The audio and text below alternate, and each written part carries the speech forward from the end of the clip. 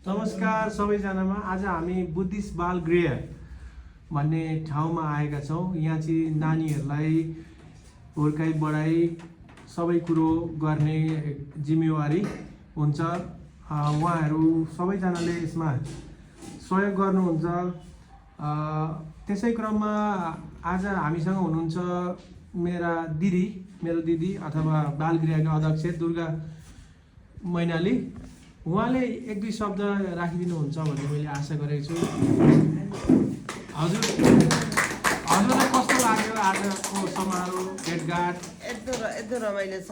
हामी लगभग अब यो बाल गृह सुरु भएको 48 सालदेखि हो। हामीले विधिवत रूपमा सञ्चालन भएको 54 देखि 54 दिन आज आइपुग्दाखेरि हामी यो घरबाट लगभग 155 जना बढी हाम्रो बाबु नानीहरू ठुला भइसक्नु भएको छ। अहिले पनि हामीसँग 15 जना बाबु नानीहरू हुनुहुन्छ। हजुरहरू यसरी आएर भेटघाट गर्दाखेरि म मात्रै होइन, मेरा छोराछोरी सबै खुसी छन्। खुसी छन् तिमीहरू? सबैजना खुसी छन् र हामी खुसी छौँ। तपाईँहरूले चिताका कुराहरू सबै पुरा हुन्। हाम्रो कामना पनि छ तपाईँलाई। एक महिनाको नेपाल बसाइ सायद राम्रै भयो होला जस्तो लागिरहेछ। सबै हाम्रो नेपालका हरेक ठाउँमा घुमेर भोलि जाँदै हुन्छ र उहाँहरूलाई म शुभयात्रा भन्न पनि चाहन्छु। साथसाथै यो एउटा सौभाग्य बाल गृहले फेरि पनि पाओस्।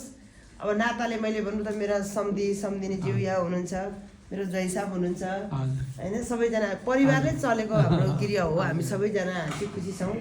थ्याङ्क यू, धन्यवाद। हजुरलाई धेरै धेरै धन्यवाद। आज हामीले खाना खुवाउन पायौँ।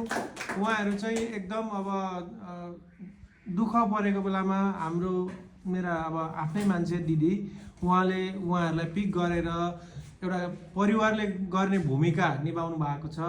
अनि उहाँहरूलाई पढाइ खुवाई सबै कुराको जिम्मा अब मेरो दिदी दुर्गा मैनाले गर्नुहुन्छ। उहाँलाई धेरै धेरै धन्यवाद। यस्तै गर्न पुगिरहोस्, मैले पनि सहयोग दिइरहन पुगोस् होइन, आइरहनु पाऊँ।